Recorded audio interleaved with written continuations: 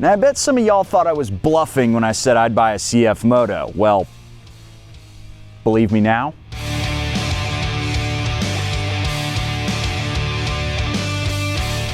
That is right. I have finally kept a threat that I have been making for a long time. We now have a CFMOTO permanently in the garage.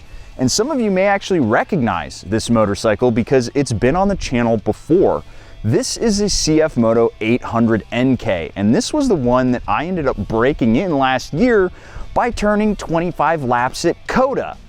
Perfect way to break in a new motorcycle. This also was the motorcycle that sparked some controversy because people thought I was hiding some glitter that was in the oil when I changed the oil the first time. But then after my stewardship breaking it in for the first 1,000 miles, it went up to Jake the Garden Snake, and it spent another 6-9 months in his loving care, where he spent all that time trying to get the damn thing to wheelie, but he found out that the Bosch ABS unit in here basically keeps the front wheel on the ground and you can't disable it. That didn't stop him from putting his Gnome Nation tag on it though that says, yeah, I'm wheeling. But for the uninitiated out there, what is this motorcycle? Well, this is the 800NK built off of the 790 KTM motor, because they actually build a bunch of KTMs for them in China. This thing has a 799cc parallel twin that has KTM stamped all on the inside of the cases. I found that when I was doing the oil change last year.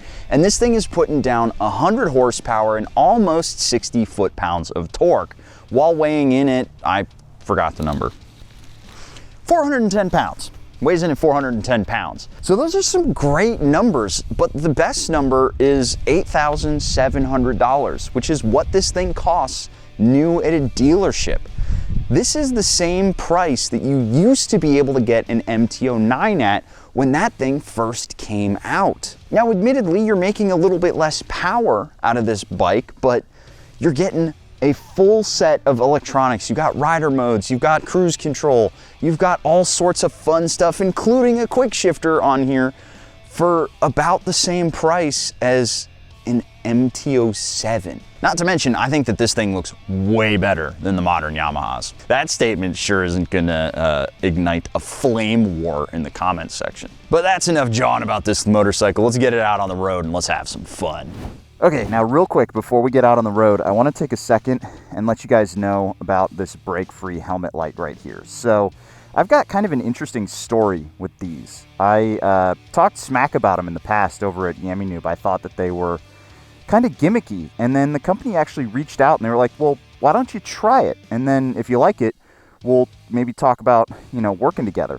And they sent this thing to me, but I actually secretly went and bought one before they even sent one out. So I've had this on my helmet for like a month now, and I've actually grown to really like it. Especially on a day like today where it's really kind of gray and dark. When I'm wearing these dark colors, this thing is sitting in a driver's field of view on the back of my head, whereas my tail light is down low. This is just a nice extra piece of visibility to let somebody know, hey, I'm slowing down. And please don't rear end me. So if you're interested in checking one of these out, click the link down in the description below where you can get $10 off. I'm really happy to have been wrong about this one, and I'm super impressed that Break Free took the risk and they were like, this guy doesn't know what he's talking about. Let's send him one of these and let's shut him up. So, you know, I appreciate a company with some stones. So yeah. Click that link down in the description below. You can get $10 off your order, and let's hit the road. Oh, man. I did forget how much fun this motor was. And the more I've been riding it around these last couple of days, the more I'm realizing, oh, man, this 790 motor, it's something special.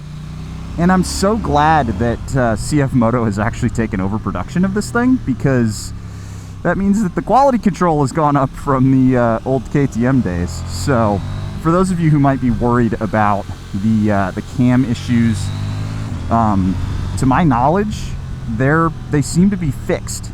So, admittedly, this bike only has 1,655 miles, but it's still running on all cylinders, all 2 of them. Even after spending a year with Jake the Garden Snake and having me break it in at COTA last year, this thing is still doing the thing. Ah, man, I'm so pleased with how this thing handles.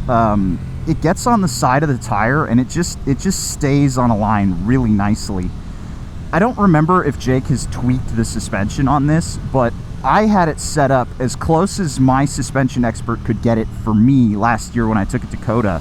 And I was heavier back then, so the settings now are probably even closer than they should be, because it's really hard for a guy my size to get a proper suspension setup. I usually need to upgrade springs and valves and all that stuff, but it's feeling really nice. And I never actually got around to doing a full review on this bike. It's comfortable and it's so easy to ride through the twisties because of these nice wide handlebars, man.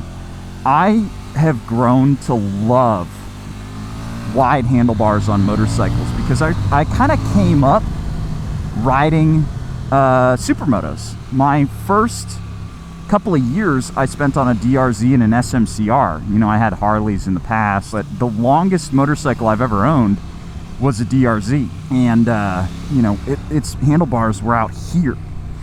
And when you have nice wide handlebars, especially with these big, you know, super wide grips, and I can press with the palms of my hands past my shoulder width, you get such fine control of the front end of the motorcycle.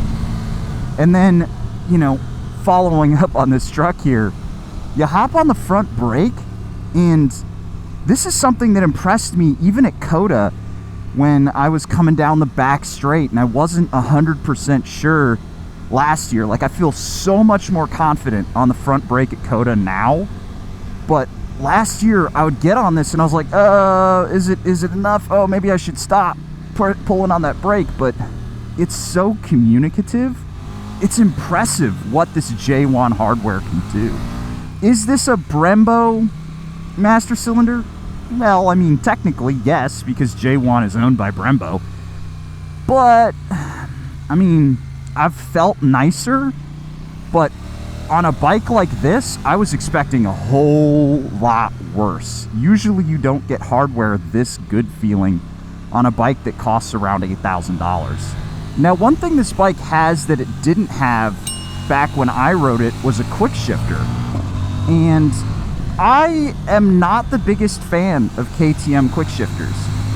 They usually feel a little vague, and you really got to be manful about it. Like, especially on the 690, you need to kind of mush that front, that pedal wherever you're going. If you're going down, you got to stomp on it. If you're going up, you need to yank on it, and you need to be committed about that shift. This one, you just kind of tap it and it goes where you want to go. It feels really good. It's really wow, there's a lot of wet leaves down here. I know it's gonna sound silly, but it's quick. You know, it's not just that I don't have to clutch in or I don't have to roll the throttle off that makes it quick. It feels like it shifts gears faster than other quick shifters I've used. And the feeling is so positive that I'm really comfortable just kind of smacking the gears around. And I have a lot of fun using this quick shifter. You know, a lot of times I just find one gear for one of these twisty roads, like third on most naked bikes, or maybe second if it's a really high horsepower naked bike. And I tend not to shift around too much, just because, you know, talking and riding, it takes a lot of mental power to get all that stuff done. But on this bike, because the quick shifter is so nice, I can shift around while I'm talking and while I'm riding, because I don't have to think about it.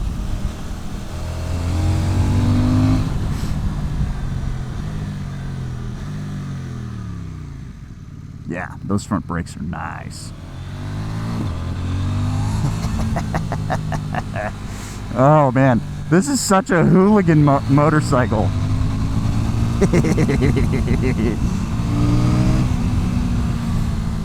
It's just one of the things that makes KTM bikes so much fun. They're just about having fun.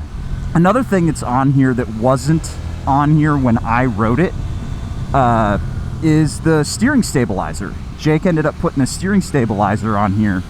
And I can tell you from personal experience, going down the back straight at Coda on this thing, you know, 120, 130 miles an hour at the top end. If I got hit by a breeze, that handlebar started getting real wobbly.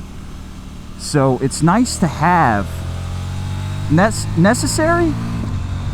I'm not sure. I did feel, you know, back in the day, I did feel a little bit of wobble, and I felt a proclivity for it today to start throwing a bit of a wobble when I hit a bump at like 90 miles an hour, but it straightened it right out. I feel like a lot of KTM bikes generally tend to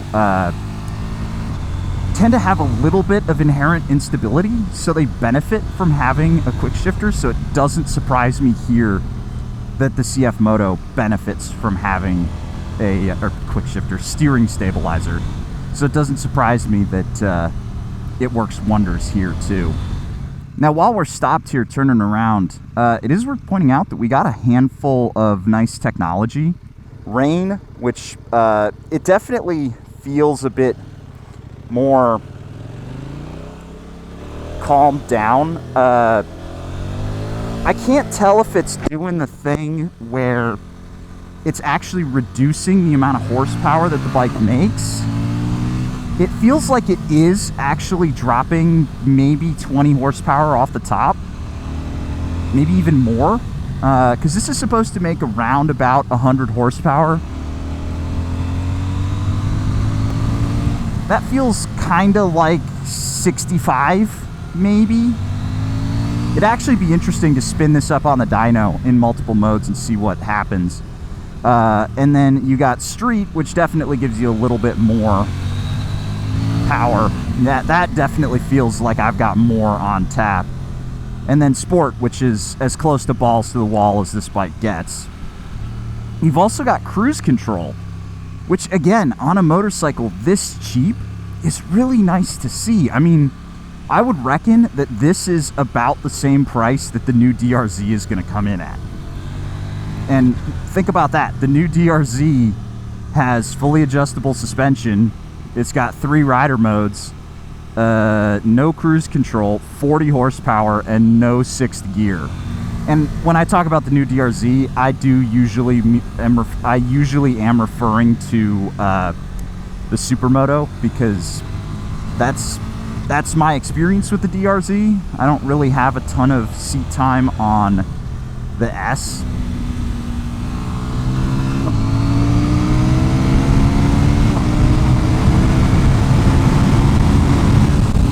Yeah, it's pretty quick.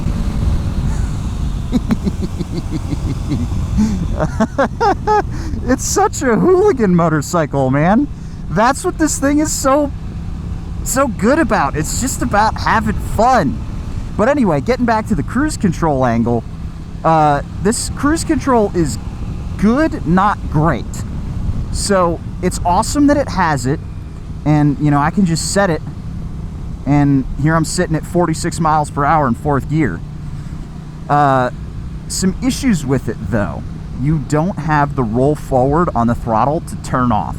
That needs to be solved. If anybody at CFMOTO is watching this, you have to solve this problem. This is turning into the standard for disabling cruise control. It needs to have the roll forward to kill. That is, at this point, to me, almost unacceptable. Just because getting the brakes, I mean, just that little tap will do it. But I want to roll forward. That's how every other bike does it. Why isn't it like that on this bike? Another issue that this cruise control has, it stops at 81 miles an hour. That's the highest mile per hour limit that you can set it at. Now, Harley, I believe, tops out at 90. I want to say 90 or 95. And that's a good number for it to stop at. You might be like, well, that's so fast. Yeah, it is fast, but think about the speeds that you're doing here in Texas. 81 miles an hour. That is the top end of this cruise control and the bottom end of most traveling highway speeds around here. But beyond that, man, problems are minimal on this motorcycle, which, that's hard to come by on a bike nowadays, especially at this price point. But now that we've got my first impressions out of the way, I do want to pull over real quick and talk about why we have this motorcycle again in the garage and what you can expect going forward. Now, real quick, before we dive into that, I do want to just take a second. This thing sounds great. It definitely has that cross-plane parallel twin burble. I think with a pipe down here, it would get a little bit louder. I'd never remove the bread box on this, despite it being as heavy as it is. But I think an exhaust would look great and make it sound great. Although, in my opinion, that is a very sharp looking tail end and a very good looking stock can. There's like nothing you need to fix on this bike. So we're gonna start off with the why. Why is this thing in the garage again? Why did we put money down on a CFMOTO? Well, my wife likes to ride motorcycles, but she owns a Street Rod 750, the exact same one that I reviewed a couple weeks back. That bike used to be mine, and she's not been riding motorcycles lately because she just hasn't been having fun on it. Then a while back, CFMOTO gave me the 450 NK to ride around. That thing was a ton of fun, and it's actually one of my favorite beginner options right now. And I let her take that bike around a bunch. She was able to ride it to work. She was able to go have some fun with it and some twisties. It was like the perfect motorcycle for her. Her only complaint was that it didn't have enough power. Enter the 800 NK. This is literally just the big brother of the 450, and it is a great option for somebody who's looking for a little bit more power, but a ton of fun at a good price. So when Jake was done with it, I reached out to my guy at CFMOTO and I was like, can I just buy that press bike? Can we just buy it from you guys? And they're like, of course not. Of course you can't buy it from us. We can send it off to a dealership and then you can buy it from them. And I was like, okay, let's do that. But despite how much I wanted it, it's not actually my motorcycle. This is my wife's motorcycle now. She has kindly let me take it out as long as I do all of the service and all of the work on this motorcycle. So she's basically just having a bunch of fun on this thing and doesn't have to worry about any of the maintenance because that's me. So that's the why, but what are we gonna do with this thing? The most important thing that I wanna do with this bike is just ride the wheels off of it. Why? Because so many people out there are worried about the reliability of a motorcycle made in China. And I completely understand that. However, I have no concerns about it. And that's why I was happy for us to add this thing to the garage. But that being said, this bike is still gonna see a lot of miles. Now that the weather is, well, it's kind of a crappy day out today, but now that the weather is amicable for riding, my wife is gonna be riding this thing to the office because she just enjoys getting on two wheels. I'm gonna be out here riding it around on the twisties for videos, just goofing around. I may even be able to convince her to let me steal it out for a track day, and I may try to convince her to do a damn track day herself on this motorcycle. But that's a long way to say we're going to be torture testing this motorcycle until it breaks, and I'm not expecting it to break at all. Another reason why I wanted to buy it is because it alleviates some of those folks out there who are like, oh, you're paid for by CFMOTO. No, I paid for this CFMOTO. But like I said earlier, there's not a ton of mods that this motorcycle needs, so we're just gonna be doing some fun ones here and there just to make this bike a little bit more unique. And other than that, if you've got any questions about a CFMOTO or you want to see something done with this motorcycle, let me know, because that is exactly what this thing is here for. We're going to be doing anything and everything that you guys want to see with this bike, short of pulling the motor out and tearing it apart, because I don't know how to do that. If you got any questions, comments, concerns about this thing, let me know in the comments down below. The entire purpose of this motorcycle is for us to do whatever we need to do to make you guys feel comfortable about the reliability of this brand. So if there's something you want to see done to test the reliability of this motorcycle, let me know. And with that, guys, I'll catch you in the next one. See you later.